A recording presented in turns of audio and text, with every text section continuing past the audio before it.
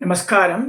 உங்கள் அன்பிற்கும் அபிமானத்திற்கும் ஒரு வித்யாபுத்திரன் வி.ஆர். ராஜா குளத்தூர் பேசுகிறேன். ஸ்ரீமாத்திரை நமக. இதனுடைய 1415வது வீடியோ. இந்த வீடியோவில் என்ன பார்க்க போகிறேன்னா, தெய்வத்தின் குரல், இந்த ராகனை பற்றி எழுதின பரமாச்சாரியாருடைய அருள்வாக்குகளை பற்றி. அப்போ அந்த 7-8 வால்யூம் வந்தாச்சு எதிர்க்கேன். இதில் வந்து சில டாபிக்ஸ் எல்லாம் ரொம்ப இன்ட்ரெஸ்டிங்காக இருந்தது. நேற்றே பேசணும்னு நினச்சேன், நேற்று நேரம் இல்லாதனால பேச முடியல. ஸோ இன்றைக்கி அதுலேருந்து எடுக்கிறேன். ஆச்சார விஷயத்தை பற்றி சொல்கிறார். இதுக்கு ஆச்சாரம் படி ஆச்சாரம் நிறைய பேர் கேலி பண்ணுறார். ஆச்சாரம்னா என்ன? அவர் என்ன சொல்கிறாருன்னா, ஆத்ம திருப்திக்கே ஆச்சாரன்றார். நம்ம ஆத்ம திருப்திக்கே ஆச்சாரம் பார்க்குறோம். பசுவை பற்றி சொல்லிக் கொண்டிருந்தேன். பசுவின் முகத்தில் மஞ்சள் குங்குமட்டு, கொம்பிலே கொஞ்சம் கட்டி, கழுத்திலே மாலைகள் போட்டு, மணிகள் கட்டினா பார்க்க ரொம்ப அழகாக தான் இருக்குது. நமக்கு பல தினசில் உபகாரம் செய்ய பசுவை போற்றுவதில் சைக்கலாஜிக்கல் சாட்டிஸ்ஃபேக்ஷன் இருப்பது போல, இந்த கோமாதாவை அலங்காரம் பண்ணி பார்ப்பதில் ஆர்டிஸ்டிக் சாட்டிஸ்ஃபேக்ஷன் உண்டாகிறது. இப்போ வந்து கோமாதா யாரும் பண்ணுற, அந்த இதில் போய் கோசாலையில் போய் யாரும் பண்ணுறதில்ல. Very rare people those who are visiting. ஏன்னா வடக்கு போனால் வாட்ட விற்கிறா இந்த கோமாதா, இந்த கண்குட்டியோட. அதுக்கு வச்சு பூஜை பண்ணிடுறா, ஆற்றுலேயே வாழலாம். ஃப்ளாட்டில் இருக்க வரிசைவை அதுதான் பண்ண முடியும். அந்த காலத்தில் இப்போ 3 கட்டு வீடு 4 கட்டு வீடு இருந்தால் பண்ணிட முடிஞ்சது. இப்போ வந்து இதெல்லாம் 50 வருஷத்துக்கு முன்னாடி சொன்ன கதைகள். இதெல்லாம் பசுவுக்கு அர்ச்சனை பண்ணுவது என்றால் அப்போது முகத்திலே பண்ணாமல் பிருஷ்டபாகத்திலே வால்புறத்திலே தான் அர்ச்சிக்க வேண்டும். நமக்கு அது பிடிக்கிறதோ பிடிக்கலையோ, இப்படி பண்ணுவதற்கு காரணம் உண்டா இல்லையா என்ற கேள்விக்கு இடமில்லை. இப்போது நமக்கு ஒவ்வொன்றாக காரணம் தெரிகின்ற அநேக ஆச்சாரம். பசுவின் முகத்தில் பூஜை பண்ணாதே, பின்பக்கம் பண்ணு, அங்கே தான் லக்ஷ்மி வாசம் பண்ணனா அவளை பண்ணுறதுக்கு ரெடியாக இருக்கா, அதை நம்பி தான் பண்ணணும். அப்பொழுது அங்கே வாசம் பண்ண லக்ஷ்மி தெரிவாள். சைக்கலாஜிக்கலாக வேறு விதங்களாக நம்ம சாட்டிஸ்ஃபை பண்ண விட்டாலும் சரி, நம் சாஸ்திரங்களுக்கு அடங்கி அடிபணிந்து அதன் பிரகாரம் தான் செய்ய வேண்டும். இந்த எல்லா சாட்டிஸ்ஃபேக்ஷனையும் விட ஆத்ம சாட்டிஸ்ஃபேக்ஷன் தான் முக்கியமானது. உதாரணமாக வந்து சாட்டிஸ்ஃபேக்ஷன் மற்ற எக்காலத்துக்குமான சாட்டிஸ்ஃபேக்ஷனும் மற்ற சாட்டிஸ்ஃபேக்ஷன்லாம் அடுத்த நிமிஷமே பறந்து போவது போல டிஸ்சாட்டிஸ்ஃபேக்ஷனை கொண்டு போய் விடுவதை தான். ஆத்மா நிறைந்து திருப்தியாக சாட்டிஸ்ஃபை ஆக வேண்டும் என்றால் பாபத்தை போக்கிக் கொண்டு புண்ணியத்தை சம்பாதித்து கொண்டாதான் முடியும். கோவிலுக்கு போகிறோம். வெளியிலே பிரசவ ஆஸ்பத்திரி. சகோதரிக்கு பிள்ளை பிறந்திருக்கிறது. குழந்தையை பார்க்க ஆசையாக தான் இருக்கும். சகோதரி ரொம்ப சந்தோஷப்படுவாள். சைக்கலாஜிக்கல் சாட்டிஸ்ஃபேக்ஷனும் மனுஷ அபிமானம் கொண்டு பார்த்தால் பிரசவ ஆஸ்பத்திரிக்கு போகத்தான் வேண்டும். ஆனால் அங்கே போய் வந்தாலே ஸ்நானம் பண்ணணும். ஆஸ்பத்திரிக்கெலாம் போயிட்டு இருந்தால் குளிக்காமல் திரும்பி கோவிலுக்கு போகக்கூடாது ரூல் ஆக்சுவலாக. ஆனால் வந்து கோவிலுக்கு போகலாம், ஸ்நானம் பண்ண முடிஞ்சால் கோவிலுக்கு போகலாம். ஸ்நானம் பண்ணாமல் பிரசவ தீட்டோடு கோவிலுக்கு போகக்கூடாது. கோவில் விசேஷமாச்சு போகத்தான் வேண்டும் என்றால் இப்பொழுது நமக்கு ஸ்நானம் பண்ண வசதி இல்லாவிட்டால் பிரசவித்த சகோதரியை பார்க்காமலே தான் போக வேண்டும். அந்த தியாகம் பண்ணத்தான் வேண்டும். சாஸ்திரம் மனுஷ அபிமானத்திலிருந்து இல்லாதது குற்றம் சொல்வது நியாயமில்லை. அப்படி சொன்னால் அந்த ஆஸ்பத்திரியிலேயே அமலாகிய வைத்திய சாஸ்திரத்தையும் குறை சொல்வது போலாகும். ஏன் அங்கே ஆப்ரேஷன் நடக்கிறது, நம்ம உள்ளே விடுவீர்களா? நமக்கு ரொம்ப பிரியமான பந்துவுக்கு பொண்டாட்டிக்கு ஆப்ரேஷன் வச்சுங்களேன், பிராணாபத்தான ஆப்ரேஷன். அப்படி பக்கத்தில் இருக்க வேண்டும். 2-3 மணி நேரம் ஆப்ரேஷன் வந்து என்ன நானும் உள்ளே போய் இருப்பேன். ஒத்துப்பாளர் டாக்டர்ஸ் ஒத்துக்க மாட்டேன். நீங்கள் வெளில போங்க கொண்டுவா. சரி, திக்குன்னு அடிச்சுட்டு நம்ம பராண்டாலேயோ அங்கேயோ ஷேரில் உட்காந்துருக்கணும். டாக்டர் நர்ஸு எல்லாம் வந்துட்டு போவா. இந்த காமிக்கிற டிவி சீரியலில் சினிமாலாம் பார்க்குறமே, அது மாதிரி சொல்கிறார் இவர். ஸோ டாக்டர் ஒப்புக்கொள்வாரா? உடலின் சேமத்தை குறித்து டாக்டர் சொல்வதை ஒப்புக்கொண்டு அவர் சொல்வது கடுமையாக இருந்தாலும் அவருடைய நல்லெண்ணத்தை மதித்து அவரை திட்டாமல் தியேட்டருக்குள் போகாமல் என்றால் நம் சைக்கலாஜிக்கல் சாட்டிஸ்ஃபேக்ஷனை சாக்ரிஃபைஸ் பண்ணி தான் ஆகணுன்றார். மற்ற தேசங்களை பிரசவித்துட்டு பார்க்கிறாளோ பகிஷ்டா மாதவிடாய் விதிகளை அனுசரிக்கிறார்களா? இன்னும் நம்முடைய ஆச்சாரங்கள் சம்ஸ்காரங்கள் இதில் பின்பற்றுவார்களா கேட்டால் அர்த்தம் இல்லை. ஏன்னா இது கர்ம பூமி. பாரத தேசத்தில் இப்போ கூட வழக்கு கடையில் கூட பேசி சொன்னாவ நாங்கள் எதுவுமே பார்க்கறதில்ல. அது வேறு கடை. அது கோவில் கிரகம் பூஜா இடத்துலாம் it is not allowed as per shastra. எங்கள் அம்மாலாம் சொல்லுவோம் அந்த காலத்தில் இது மாதவிடாய் காலத்தில் அம்மாக்காரிக்கு கை குழந்தையாக இருந்தால் கூட தூக்கின்னு போகக்கூடாதுன்னு சொல்லுவாளாம். மாமியார் தான் பார்த்துப்பா, வேறு யாராவது நாற்று எத்தனா பார்த்துக்கணும் குழந்தைய. அந்த பிகாஸ் அதனால் மற்றவாளுக்கு கிருமி தொத்து உண்டாயிடுறது. அதனால் தனியாக ஒதுக்கி வச்சுருந்தா அவளை. இப்போ வேலைக்கு போகிற பொன்னாட்டி எந்த காலத்து வேலைக்கே போக மாட்டேன், இது வேலைக்கு அனுப்புகிறா, என்ன செய்கிறது, இது அலோவ் பண்ணுறா. But as for us possible இது நம்ம கடைப்பிடிச்சா நல்லது. ஆச்சாரம் என்பது இந்த கிளீன்லினஸ் தான் மெயின். அதுக்காக தான் சொல்லியிருக்காது. அது அந்த சில விஷயங்கள்லாம் அதை புரிஞ்சுக்கணும் நம்ம. ஆனால் புரிஞ்சுக்க மாட்டேன்றா ஜனங்க. அதுதான் கஷ்டமாக இருக்குது. மேல்மருவத்தூரில் நாங்கள் பார்க்க பகிஷ்டியாக இருந்தால் கூட சாமியை தொட்டு பூஜை பண்ணலான்னு நேரம் அக்கறமாக இருக்குது. அங்கே இருக்கிற ரேடியேஷன் போயிடும், வைப்ரேஷன் இருக்காது. அப்புறமா அந்த இடத்துல மற்ற தேசங்களை பிரசவித்துவிட்டு பார்க்கிறார்களா? பகிஷ்டா மாதவிடாய் விதிகளை அனுசரிக்கிறார்களா என்றால் இன்னமும் நம்முடைய மற்ற ஆச்சாரங்கள் சம்ஸ்காரங்கள் இதனை பின்பற்றுகிறார்களா என்ற கேட்பது அர்த்தம் இல்லை. இந்த கேள்விக்கெல்லாம் ஒரே பதில். இப்படி இருக்கிற மற்ற எல்லா தேசங்களும் ஆத்ம சம்பந்தமான ஞானத்திலும் அப்பேற்பட்ட ஞானத்தை சம்பாதித்து கொண்டவர்களிலும் நம் தேசத்தை விட ரொம்பவும் பின்தங்கி தான் இருக்கிறார்கள். ஸோ அவளுக்கு மடி ஆச்சாரம் எதுவுமே கிடையாது. லிவிங் டுகெதர், கல்யாணம் பண்ணிக்க மாட்டேன். நாங்கள் கூட ஜெர்மனிக்கு போயிருக்கும்போது எங்கே ஒரு இடத்த தங்கியிருந்தோம். ஜெர்மனியோ இட்டாலியோ அப்படின்பது. அங்கே லிவிங் டுகெதர் கான்செப்ட் தான். அப்புறமா அவள் குழந்தை பிறந்து அப்புறமா கல்யாணம் பண்ணிட்டா. ஒய்ஃபுக்கெல்லாம் லெட்டர்லாம் போட்டு நாங்கள் போய் அபாத்தில் 2-3 நாள் தங்கியிருந்தோம். இது எதுக்கு சொல்ல வரேன்னா, நம்ம அதில் அலோவ் பண்ணுறதில்ல. இப்போ நம்ம நாட்டிலேயே அது லிவிங் டுகெதர் கான்செப்ட் வர ஆரம்பிச்சிது. அது is not good for the community, for society அப்படின்னு சொல்லப்படுறது.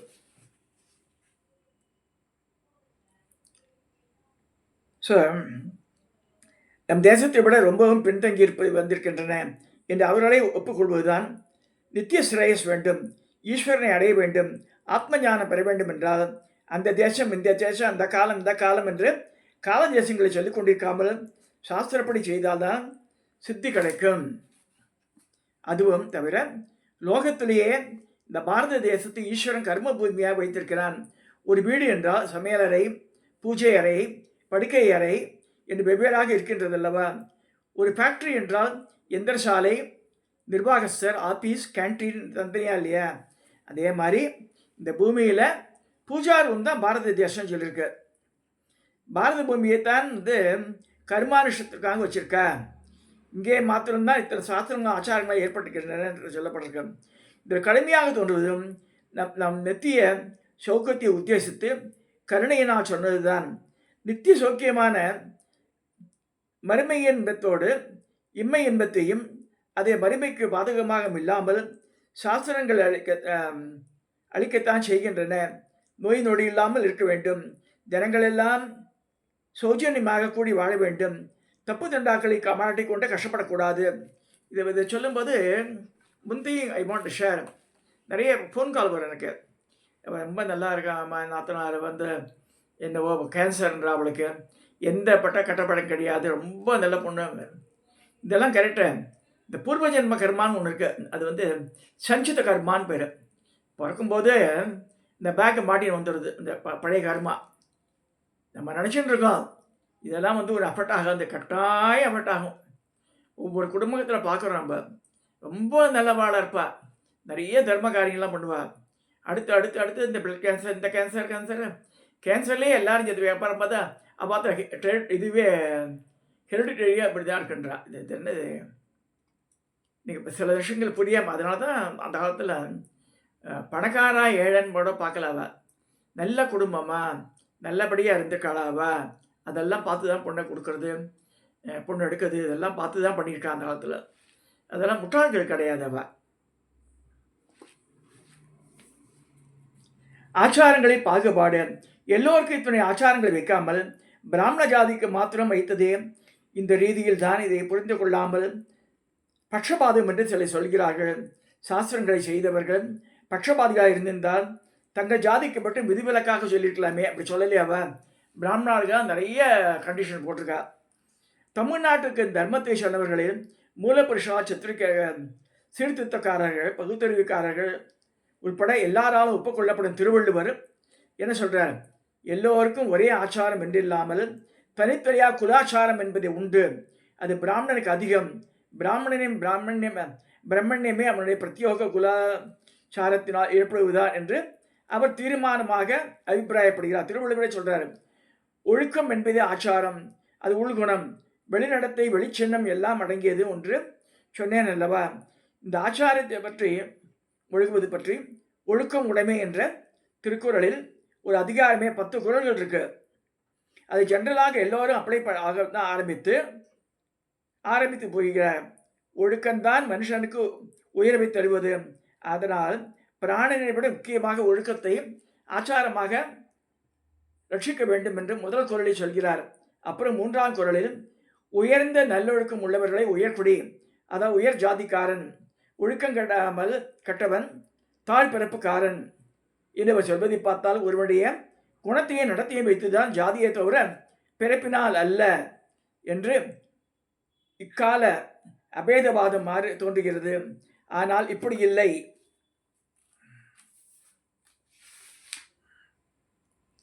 ஸ்பஷ்டமாக காட்டுவது மாறியதை தான் அடுத்த குறளை சொல்கிறார். மரப்பினும் ஒத்துக்கொள்ளாகும் பார்ப்பான் பிறப்பொழுக்கும் கொன்ற கெடும். பார்ப்பான் என்பவர் பிராமணன். ஞான திருஷ்டியால் சத்தியத்தை தரிசனம் பண்ணுவதால் அவன் பார்க்கிறான். பார்ப்பான் ரிஷிகளை சீர் என் இங்கிலீஷில் சொல்வதும் இந்த அர்த்தம்தான் ஒத்து என்று இங்கே சொல்லப்படுகிறது. வேதம் ஓதப்படுவது, அத்தியாயனம் பண்ணப்படுவது, அதுவே ஒத்து. இந்த ஒரு சொன்ன ஒரு குறளுக்கு என்ன அர்த்தம் என்றால், ஒரு பிராமணன் வேதத்தை மறந்து போய் விட்டால் பரவாயில்லை, மறுபடியும் அத்தியனம் பண்ணி கொண்டு விடலாம். பார்ப்பான் ஒத்து மறுப்பினும் மறுபடியும் குழலாகும் என்று ப்ரோஸ் ஆர்டர் பண்ணிக்கொள்ள வேண்டும். அதாவது வேதம் மறந்து போனாலும் மறுபடியும் கற்றுக்கொண்டு விடலாம். ஆனால் அவன் ஒழுக்கத்திலிருந்து ஆச்சாரத்தில் வழுவி விட்டால் அவன் பிராமணனாக ஜென்மவே கட்டுப்போய்விடும், அதாவது வீணாகிவிடும். ஒழுக்கம் கொன்ற பிறப்பு, அதாவது திஜன்ம விசேஷம் என்கிற பிராமண குடி பெருமை கெடும் அப்படி சொல்றாரு. மிச்ச குறள்கள் ஒழுக்கம் விழுப்பம் தரலாம், ஒழுக்கம் உயிரின் ஓம்பப்படும் ஒன்று, ஒழுக்கம் உடைமை கொடிமை, இழுக்கம் எழிந்த பிறப்பாய் விடும், அது இன்னொரு குறள். வள்ளுவரே சொல்றாரு, ஒழுக்கத்தால் ஒருவருக்கு உயர்வு என்று ஜென்ரலாக சொல்லிவிட்டு உடனேயே இப்படி பிராமணரின் ஒழுக்கத்தை ஸ்பெஷலாக சொன்னதால் அவர் தன் கால அபேதவாதிகளில் ஒருத்தர் இல்லை என்று காட்டிக் கொண்டு விடுகிறார். மற்ற எல்லோரையும் விட பிராமணனுக்கு ஆச்சாரம் விசேஷமானது என்பதை ஒப்புக்கொண்டு இங்கே தனியாக அவனை மட்டும் சொல்கிறார். பிறப்பெழுக்கும் குன்றக்கெடும் என்பதை இன்னொரு தினசிலும் அர்த்தம் பண்ணிக்கொள்ளலாம். அதாவது பிராமணன் தன்னுடைய பிறப்பொழுக்கமான, அதாவது பிராமணருக்குரிய மாத்திரக்குரியமான ஆச்சாரங்களை கொண்டு போனால் உலகமே கெட்டுப்போய்விடும், கெடும் என்று அர்த்தம் பண்ணலாம். இன்னொரு இடத்தில் இவர் தனி மனுஷனுக்கு உண்டாகிற கெடுதலாகியால் ஒரு தேசத்துக்கே ஏற்படும் சாமங்களை சொல்லும்போது அறுத்தொழிலோர் நூல் மறப்பர் என்கிறார். அதாவது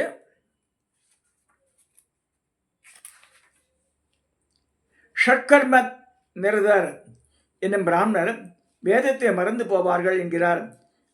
ஆனதால் பிராமணன் வேத அத்தியனத்தை விடுவதாலோ வேறு தப்பு பண்ணுவதனாலோ அவன் ஜாதியை மட்டுமின்றி லோகமே கெட்டுப்போய்விடும் என்ற கருத்தோடு திருவள்ளுவர் தெரிகிறது.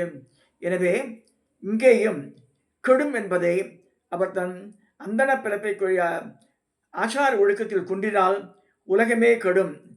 அதனால தான் அந்த காலத்தில் அக்ரஹாரம் தனியாக வச்சு அவன் நித்திய இதெல்லாம் கர்மானுஷ்டானங்களில் சந்தியாவந்தனம் ப்ளஸ் இதெல்லாம் ஹோமங்கள்லாம் பண்ணுறது இதெல்லாம் வச்சுருந்தா அந்த காலத்தில் அவள் அப்படி பண்ணி. அதனால தான் ராஜாக்களே தானமாக கொடுத்தா கிராமங்களை நிலங்கள் அதிலே வர அரிசி கிரிசி இது நெல்லெல்லாம் வந்து அவனுக்கு போய் சேரணும்.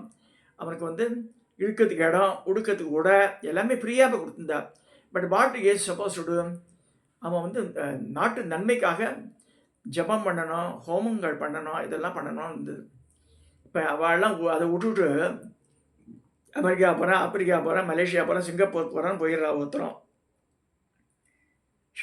எவ்வரிபடி இஸ் ஆஃப்டர் மணி மணி மணி மணி மணி பறக்கிறான் ஒருத்தரும். வியாதிகளும் நிறைய சேர்ந்துடுறது. ஸோ சில விஷயங்கள் ரொம்ப வருத்தமாக இருக்குது. நிறைய பேர் வந்து இப்போ யாரோ ஒருத்தர் கூட இப்போ எங்கேயாவது கீழ் வீடு காலியாக இருக்குது, அதுக்கு சொல்லும்போது இந்த புரோக்கர் சொல்கிறான், ஏன் நம்ம வெஜிடேரியன் போட்டுக்கிறப்ப இப்போ நான் பிராமணான் இந்த முன்னாடி வச்சுருந்தேன், வரலன்னு ஆச்சு, எது வெஜிடேரியன் போட்டுக்கிறேன். இப்போ யார் சமயம் பிராமணன்னு சாப்பிட்றான்னு சொல்லிட்டு போகிறான். அவன் வந்து எப்போ நீ நீ நீ நீ வேணால் சாப்பிட்டுக்கிறதெல்லாம் நமக்கு ஒத்து வராதுன்ட்டான். அந்த கீழே சாமியெல்லாம் இருக்கு, அதனால் நீ எனக்கு அட்வைஸ் பண்ணாத வந்துட்டேன். சரி சாமி நான் வெஜிடேரியன் நான் பார்க்குறேன்னு சொல்லிட்டு போயிட்டான். இதெல்லாம் ஏன் சொல்கிறேன்னா, அந்த காலத்து அப்படிலாம் பேச மாட்டான். ஏன்னா இவன் அப்படி இருந்தான், நேம நிஷ்டையோடு இருந்தால் தான் அதெல்லாம் நடக்கும். அதெல்லாம் சரி, இவனே வந்து எல்லாத்தையும் விட்டுட்டு எடுக்கும்போது பீப்புள் ஆர் ஆல்சோ மேக்கிங் பப்ளிக்கில் எஸ் டு கெட் ஸ்லாப், அப்படி ஆகிடுறது இப்போ. ஸோ பரமாச்சாரியார் இந்த ஆச்சாரத்தை பற்றி நிறைய விஷயங்கள் சொல்கிறார். இருந்து முதலில் சொன்னாரே, ஒருவரையும் உயர்ந்த ஒழுக்கத்தை வைத்து ஒருத்தருக்கு குடிமை உயர்குடித்தன்மை என்பது ஆகும். அதற்கும் சோசியலிசமாக இல்லாமல் சாஸ்திரபூர்வமான அர்த்தத்தை புரிந்து கொள்ளலாம். எந்த குலமும் ஜாதியும் தனியாக உயர்ந்து தாழ்ந்தது என்று சாஸ்திரமில்லை. பல லோக காரியங்கள் சமூகத்தில் விதரணையாக பங்கீடாக வேண்டும் என்று உயர்ந்த அபிப்பிராயத்தில் உண்டான வர்ணாசிரம ஏற்பாட்டில் எந்த ஜாதியும் எந்த குலமும் அதற்கான தொழிலை அனுசரித்து அதற்கென்று ஏற்பட்ட ஒழுக்கத்தை பின்பற்றினால் வசதிதான். அப்படி பண்ணுவந்தான் உகந்தவன் தான். இதே அபிப்பிராயத்தான் திருவள்ளுவரும் இந்த சோசியல் சமத்துவம் மாதிரி தெரிகிற குரலை பண்ணியிருக்கிறார் அப்படின்றார். ஒருவன் தன் குலத்துக்கு உண்டான ஒழுக்கத்தோடு இருப்பது தான் அந்த குலத்தின் உயர்வை அவனுக்கு தருகிறது. அந்த ஒழுக்கம் கட்டவனானால் இழிப்பறிவி ஆகிவிடுகிறான் என்பதே இங்கே அர்த்தம் புரிந்து கொண்டால்தான் இதற்கு லாஜிக்கல் சீக்வன்ஸ் வரும்னு சொல்கிறார். எல்லோருக்குமே அவரவர் ஆச்சாரம் முக்கியமானாலும் பார்ப்பனருக்கு அது மிகவும் முக்கியமானது. அவனுக்கே சிறப்பாக ஆச்சாரத்தில் அதிகம் அது அமைந்துள்ளன என்பதை அடிப்படையாக ஒப்புக்கொள்ள வேண்டும். மரப்பினும் ஒத்துக்கொள்ளலாகும் பார்ப்பான் பிறப்பொழுக்கும் கொன்ற கடும் என்ற குரல் பண்ணி கொண்டு போயிருப்பதின் பொருத்தத்தை புரிந்து ரசிக்க முடியும். ஸோ இப்படி சொல்லிக்கொண்டு போய் ஒழுக்கம் என்பது பிரதிஷ்டமான திருஷ்ட பலனை தருவது மட்டுமின்றி அதிருஷ்டமாக நல்லொழுக்கமே புண்ணியம் தரும் என்பதாகி என்றோ ஒரு காலத்தில் நன்மை தரும், தீய ஒழுக்கம் பாபம் என்பதாகி என்னாலும் கஷ்டத்தை தான் தரும் என்ற வைதிக கருத்தை வெளியிடுகிறார்னு சொல்லி முடிக்கிறார் இந்த ராகணபதி. ஸோ இந்த இன்னைய அளவில் இந்த ஆச்சார ஒழுக்கத்தை பற்றி பார்த்துருக்கோம். நிறைய பேர் அதுக்கு வந்து people are not interested to follow that unfortunate situation. இந்த கலிகாலத்தில் அதுக்கு இம்பார்ட்டன்ஸே இல்லாமல் போய்டுது. யார் இங்கே வேணால் சாப்பிட்ற இஷ்டம் போல். அந்த காலத்தெல்லாம் பயப்படுவா. அது பெரியவாளும் கேட்டிருந்தேன், இப்போ பெரியவாளும் கேட்குறது கிடையாது. மகேந்திராவுடைய உமாசங்கர் நண்பர் தான் அவர் சொல்லுவார், என்னடா எல்லாம் மாமா காத்தா பார்த்தா ஷார்ட்ஸ் போட்டு இருந்திருக்கான், மாமி வந்து நைட் போட்டு பேண்ட்டை போட்டு வந்துருக்கிறா பாட்டுக்கு, இவெல்லாம் வாக்கிங் வேறு போகிறாளா வேறு. ஸோ இதுபடி ஆகிடுத்த காலங்கள். டாக்டர் சொன்னார், டாக்டர் இப்படியால் ட்ரெஸ் போட்டுன்னு சொன்னால் அப்படிலாம் கிடையாது. ஸோ நடக்கணும் ஆற்றுல கூட நடக்கலாம், மொட்டை மாடியில் நடக்கலாம், சொல்லலாம். தலையை விரித்து போட்டுட்டு ஸோ அதுவே தப்பு. அது தலையை விரித்து போடுறதுன்றது எல்லாரும் தலையை விரித்து போட்டுருக்கா, ஒருத்தரோட வாரிக்கிறது கிடையாது. அதே மாதிரி ஆண்கள் வேஷ்டி கட்டணும். முதல்ல பிராமணன் கட்டாயம் வேஷ்டி, பஞ்சகச்சம் கட்ட வேணாம், தட்டு சுற்றி வேட்டியாக கட்டிக்கலாம், 8 முழம் வேஷ்டி கட்டிக்கலாம் இல்லையா, 9 கஞ்சு. நான் கூட என்றைக்காக ஒரு நாள் அம்மாவாசைக்கு தான் வந்து பஞ்சகச்சம் கட்டிப்பேன். ஒரு காலத்தை கட்டி இந்த தினத்தப்படி இது பூஜை பண்ணும் போதெல்லாம் இப்போ விசேஷ நாள் தான் கட்டிக்க முடியறதுனால கால் ஆப்ரேஷன் ஆனதுனால அது கொஞ்சம் கஷ்டமாக இருக்குது, பேண்டேஜெல்லாம் போட்டுட்டு. ஸோ வேஷ்டி தான் அந்த இதை எடுத்து பேண்ட்டெல்லாம் நிறுத்திக்கிட்டு 15 வருஷம் ஆகிடுது நான் போட்டு பேண்ட்டை போட்டேன். இதெல்லாம் எதுக்கு சொல்ல வரேன்னா, நம்மளுடைய கடமைகள் அது இருக்கணும். அதுலேருந்து டிவியேட் ஆகவே கூடாது. எது கூட யாராவது பேசும்போது சொன்னார், என் மச்சன் தான் சொன்னான், திருச்சி கல்யாணராமன் எங்கள் ஆற்றுல வந்து பண்ணார். ஒரு வாரம் நான் சத்யதா கல்யாணத்துக்கு. அப்போ வந்து அவர் வந்து ஸ்மார்த்த பிராமணர். திருச்சி கல்யாணம் நிறைய ஜோக்கெல்லாம் சொல்லுவார். லேடிஸ் எல்லாம் சந்தோஷமாக சிரிச்சுட்டு இருப்பாள். அதுக்காக ஜனரஞ்சக ஆகிட்டேன். ஆனால் என்ன சொல்லிட்டார், இந்த ஸ்மார்த்த அயோக்கியன்னு சொல்லிட்டார். ஆற்றுல வந்து 50 பேருக்கு சபையில் ஸ்மார்த்த அயோக்கியெல்லாம் வந்து இது மாதிரி கதை தெரிச்சு விட்டார். ராமேஸ்வரத்தில் ராமர் பிரதிஷ்டை பண்ணாருன்னு போய் சொல்லிவிட்டார். அவர் பண்ணுறதே அயோக்கிய தானு சொல்லுவாங்க. ராதைக்கும் கிருஷ்ணன் கல்யாணமே ஆகலை. ஸோ அவர் நான் வந்து இதில் திருச்சி மண்டச்சென்னூரில் வந்து ராதா கல்யாணம் பண்ணுறதுக்கு வச்சா வாங்குவாங்க. எனக்கு ராதா கல்யாணமே பிடிக்காது மாமா, ராதைக்கு கிருஷ்ணன் கல்யாணமே ஆகலை, பாகவதமே சொல்லாத கல்யாணத்தை எப்படி பண்ணுறேன்.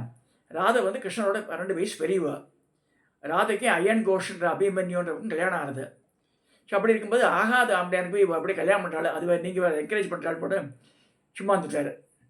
இதெல்லாம் எதுக்கு சொல்ல வரேன்னா, நமக்கு அதனால தான் வந்து இவெல்லாம் இவெல்லாம் வந்து பண்ணும்போது பாண்டரங்க ருக்மணி தான் வச்சுருப்பாள். ராதா கிருஷ்ணா வச்சுருக்க மாட்டான். ஆனால் இவெல்லாம் கோபால் தாஸ் ராதே கிருஷ்ணா அவர் ஸ்மார்த்தர், நல்ல நாமத்தை போட்டுருக்காரு. இப்போ அவர் அதே மாதிரி இன்னொருத்தர் முரளிதர சுவாமிகள், அவர் ஐயங்காரால் வளர்க்கப்படுறதுனால நாமத்தை போட்டுவிட்டார். நம்ம வந்து எந்த குலத்தை பிறந்திருக்குமோ அதுதான் அடைஞ்சிக்கணும். பட் அப்போ வெளிப்படுற கடவுள் இது வேணா இருக்கலாம். இப்போ நான் வந்து பஞ்சாயத்து பூஜையில் மகா விஷ்ணுக்கு சொல்லி தான் ஆகணும், அது இல்லைன்னு சொல்ல முடியாது. ஸோ போகிற வெளியில் வருது, ஸ்ரீரங்கம் வருதுன்னா இப்போ சாமியெல்லாம் பார்க்கணும். பட் அதுக்காக வந்து நம்ம வந்து சின்னங்கள்லாம் மாற்றணும் அவசியம் இல்லை. அதுலேருந்து ஆச்சாரத்தை வந்துடுறது, அதெல்லாம் பண்ணக்கூடாதுன்னே சொல்கிறது, பாப காரியங்கள் சொல்லியிருக்குது. இதெல்லாம் சொல்லி இந்த குல ஆச்சாரத்தை அவள் கடைபிடிக்கணும்னு சொல்லி இந்த பதிவை நிறைவு செய்கிறேன். சப்ஸ்கிரைப் பண்ணுங்க, ஷேர் பண்ணுங்க, லைக் பண்ணுங்க.